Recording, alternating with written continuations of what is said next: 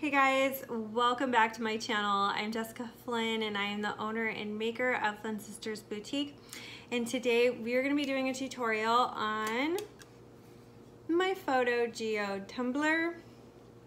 This is the oldie but a goodie. It's one of my favorite looks and my favorite way to put a cup or like a picture on a tumbler. Obviously you guys could do this technique with any color glitter, any kind of paint, any kind of picture, whatever you want to do, but I'm just going to show you guys how I do this. And today we're working with a 25-ounce oddball tumbler from Craft Haven. Of course, you guys know I'm going to have all the products linked in the description box below, and I will also link our new Flynn Sisters Community Facebook group. If you haven't joined already, please go check that out. It's a great place for you guys to share your work, ask questions, communicate directly with me. We've been having a lot of fun in that group. So it's been really cool to see all of you guys from the channel in the group, and I can get to know you better. So definitely check that out. And I think that's enough chit chat for me. Let's go ahead and get started on the tutorial.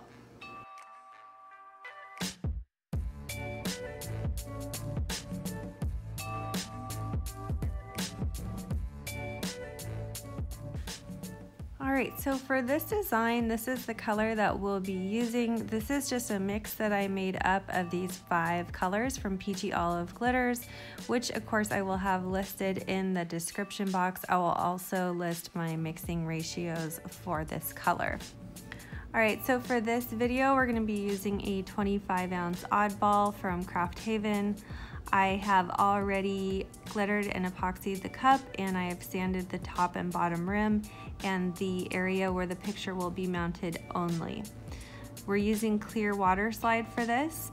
So since we're using clear water slide over dark glitter, we're going to have to mask off and spray paint where we are going to be mounting our picture. If you were using printable vinyl or white water slide, you can skip this step and just mount the picture straight onto the cup. However, I like the look of doing the clear over the white spray paint, because depending on how I spray my spray paint, I could still have some of that glitter showing through the picture, and it just adds some depth and whimsy to the design that I really like. Obviously it's a more difficult way to do it, but I just like to do it this way. You want to try and size your images to about 4x6 or 5x5, somewhere around that, and you want to be careful on like the size of your tumbler and the shape of it when you're working on these. A traditional 30-ounce cup would probably be a little more difficult to do something like this, so you definitely want to keep that in mind. I use Rust-Oleum 2x flat white and Rust-Oleum 2x clear gloss. You do need to spray a layer of that gloss spray paint before you lay down your water slide, because it won't look right if you lay that water slide against matte paint. You also want to make sure that your cup is cool to the touch. You do not want it hot, so if you used a little heater to dry that spray paint, go run it under some cool water and get it cold before you apply your water slide.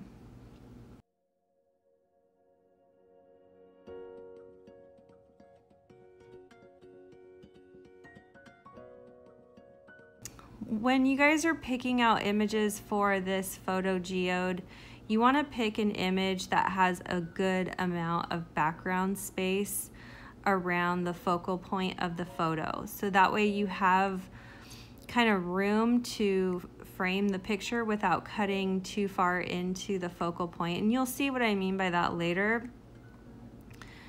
And this shape of cup is really awesome for this type of design. I think it really lends itself to this whole kind of aesthetic. So I really like the oddball shape for these cups. So I'm just smoothing out any wrinkles that I have, kind of stretching it around the cup. We did seal this water slide with the Rust-Oleum 2x clear gloss spray, and I sealed it 3 times. We're using Kodiak brand water slide, and I will have that linked in the description box below. You're just gonna keep working with your image until you get it laid totally flat. You don't wanna have any wrinkles in your water slide or any tears. If that happens, you might wanna just pull it off and try again with a new image. I'm just wiping it down now with a wet paper towel and totally smoothing it out.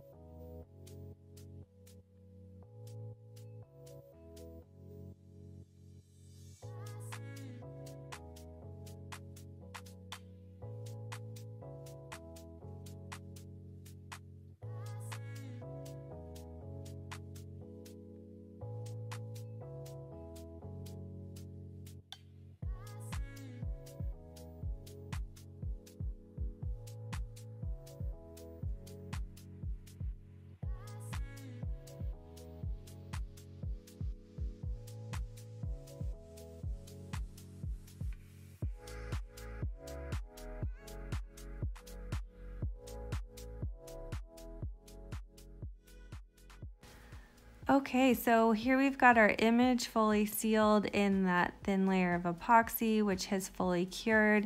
And we're gonna take some masking tape and just sort of mark off some guidelines so we know where the furthest edge of our picture is.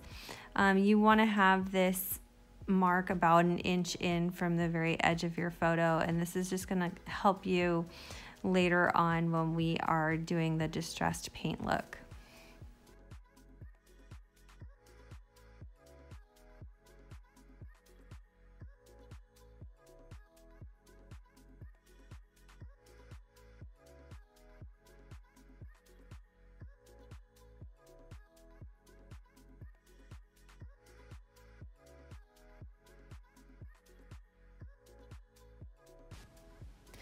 Our second layer of paint will be made with this really pretty patina brass acrylic paste kind of paint.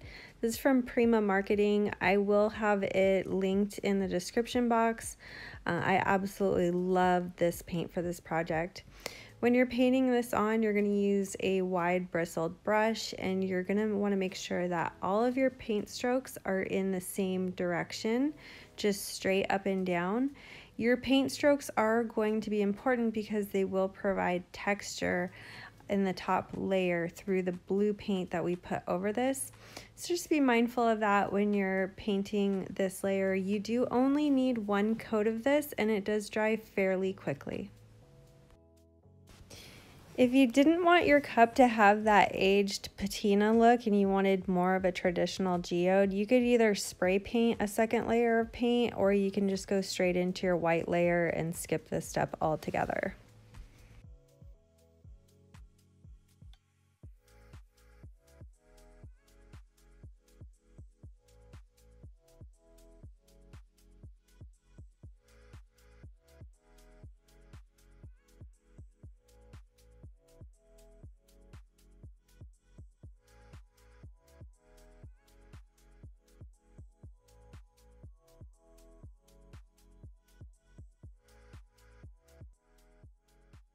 All right, so we're just gonna go in with some acetone and 91% rubbing alcohol and some paper towels. The little blue bottle has my acetone and the little pink bottle has 91% rubbing alcohol. And you're just going to go in with your acetone and your paper towel and remove the large spots first. I always like to start with removing all the paint off of my picture. If you notice, we did leave some of the picture exposed when we were painting so we could find it when we get to this step.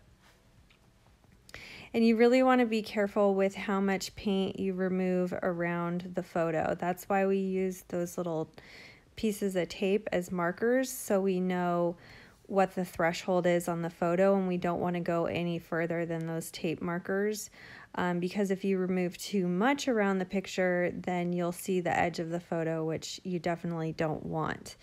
If that happens, you could just paint over in the 3 layers over that spot where you went too far, and then just kind of integrate it into the look by removing some pieces of that patch of paint, if you will.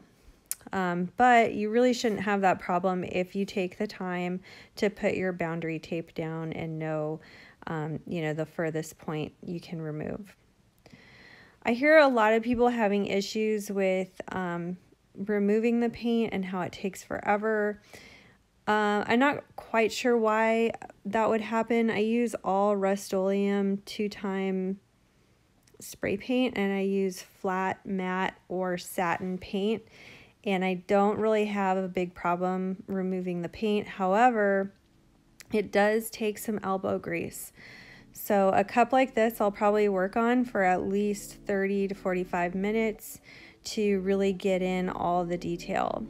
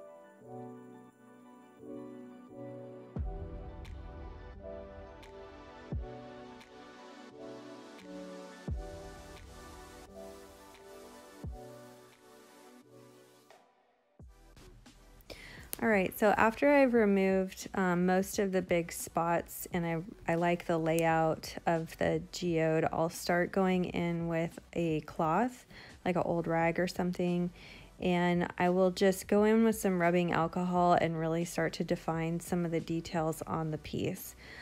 This does take hard pressure. You are going to want to wipe really hard.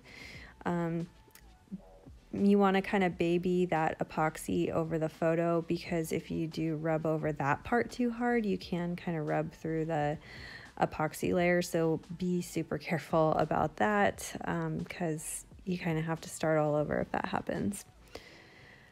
So here I'm just kind of taking some 91% rubbing alcohol. Maybe I'll put a little bit of acetone on my rag if I'm not getting anywhere with the rubbing alcohol. And you want to just kind of press firmly and kind of rough up those spots to expose more of those under layers of paint. I'm just going to keep doing that all around the cup until I get a look that I like. You know, this is kind of like painting. You can practice with different brush strokes and things like that, only instead of a brush, you're using a rag. I do like to remove all of the paint from around the very bottom and top rim, because I'm almost inevitably going to have to sand around those areas, and I don't want to sand over epoxy that's covering paint because it'll look like I made a mistake on the paint. So I just go ahead and remove all the paint from around the top rim and all the paint from around the bottom rim. Obviously, you don't have to do that if you don't want to. That's just a personal preference for me.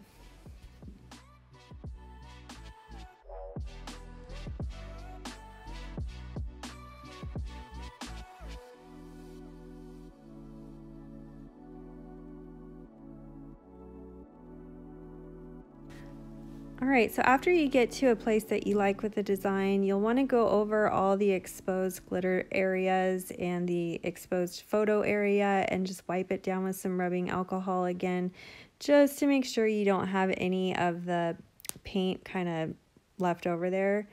And then I go in at the very end with some 60 grit sandpaper folded up to a point, and I just use that to kind of further extend some of those kind of like scratches and splits, if you will. And I only go in like one direction, so you only want to go up and down. You don't want to go side to side unless you want it to look like a scratched up wood piece or something. And it's important to do this at the very end when you're not going to be removing any more spray paint, because if you get spray paint over those sanded areas, it's going to look foggy. So also super important to note that you do not want to do the geode process over any kind of sanded epoxy, because it will look foggy. You'll see all the sand lines later on, like the spray paint will get stuck in the sanded areas. Alright, and after we get done with the little sanding part, I'm just going to go over one more time with some rubbing alcohol, make sure I got everything cleaned up really nicely. And then I'll take it in and wash it with some warm dish soap and water, and then let the cup dry completely. Then go straight into my final layers of epoxy. I only needed about 2 layers of epoxy to finish this cup off, and I was totally done. So I hope you guys enjoyed the tutorial. Let me know what you think in the comments. If you'd like this video, give us a like. Please hit subscribe if you like our channel, and hit that bell button so you don't miss any of our new videos. We do upload every Wednesday and Saturday. Thanks so much for watching, and have a great day.